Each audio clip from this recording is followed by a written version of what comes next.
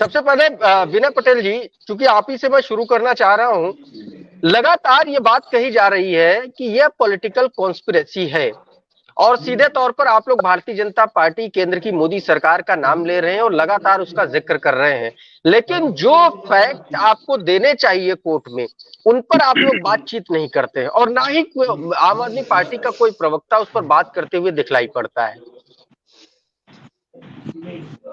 देखिए प्रशांत जी, ये आज का मुद्दा नहीं है, पिछले 2 साल का मुद्दा है और 15-16 महीनों से मनीष सिसोदिया जी को अंदर बंद कर के रखा गया है।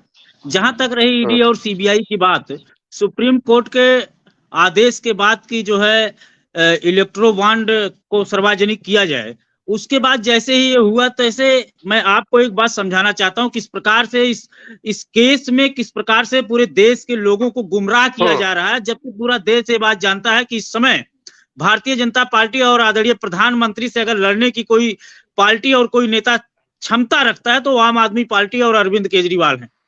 इस घोटाले में एक मेन अभियुक्त बनाया जाता है शरद चंद्र रेड्डी को, और शरद चंद्र रेड्डी से इलेक्ट्रो बॉन्ड के तहत 60 करोड़ रुपए का चंदा लेती है भारतीय जनता पार्टी।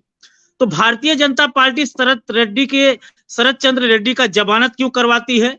ईडी भाजपा नेताओं के घर पर छापा मारना चाहिए ईडी को कि वो 60 करोड़ रुपए ही है जो अगर घोटाला हुआ है तो घोटाला तो 60 करोड़ रुपए चंद इलेक्ट्रो बॉन्ड के माध्यम से भारतीय जनता पार्टी के पास है, उसमें आम आदमी पार्टी का कोई लेना देना नहीं है।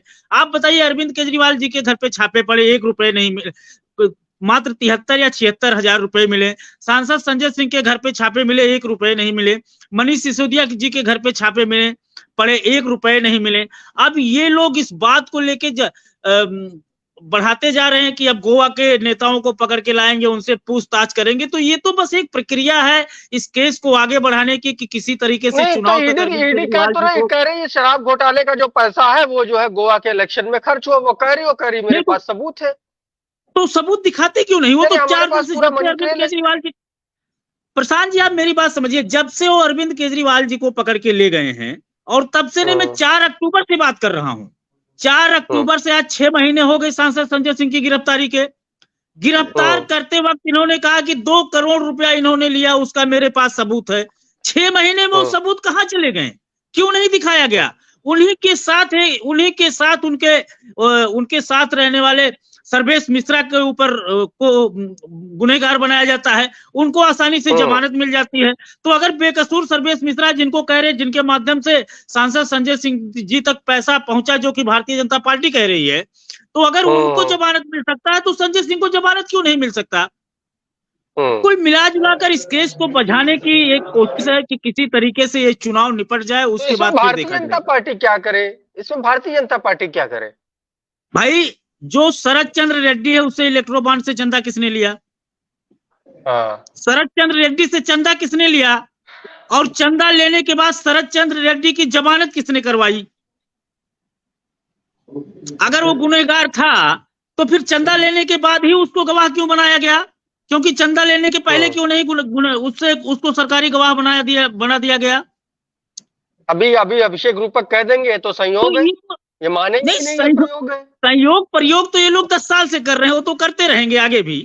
लेकिन ये जो इनका डर है, इनकी जो झलझलाहट है, वो इस बात को दिखाती है कि आम आदमी पार्टी आने वाले दिनों में बहुत ही तेजी से उभर कर इस देश में सामने आई है।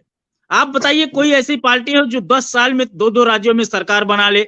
एक राज्य में जहां कहते थे कि भारतीय जनता पार्टी के अलावा किसी का पत्ता नहीं हिलता है, उस राज्य में घुसकर 13% वोट और 5 विधायक लाना मामूली बात नहीं है। इस चीज से ये लोग घबराए हुए हैं। और अगर घोटाले की बात रही तो आप बताइए, इनका तो एक घोटालों का एक इतिहास रहा है। इनका राष्ट्रीय अध्यक्ष कैमरा सेना का दलाली खाते हुए पकड़ा गया। नवीन जिंदल कोयला घोटाले के आरोपी ये बता दिए। अशोक चौहान आदर्श घोटाला, अजीत पवार सिंचाई घोटाला। 3 दिन पहले कहा जाता है अजीत पवार तो इतने बड़ा घोटालेबाज है, इतने बड़े घोटालेबाज हैं कि 85,000 करोड़ का घोटाला कर दिए। नरेंद्र मोदी जी उनको कतई माफ नहीं करेंगे और उनको माफ वास्तव में नहीं किया। 3 दिन बाद पकड़ के महाराष्ट्र के डिप्टी सीएम के कुर्सी पे बैठाया और कहा अजीत पवार जी आप उठिएगा मत, आपको इससे बड़ी सजा और कोई नहीं मिल सकती।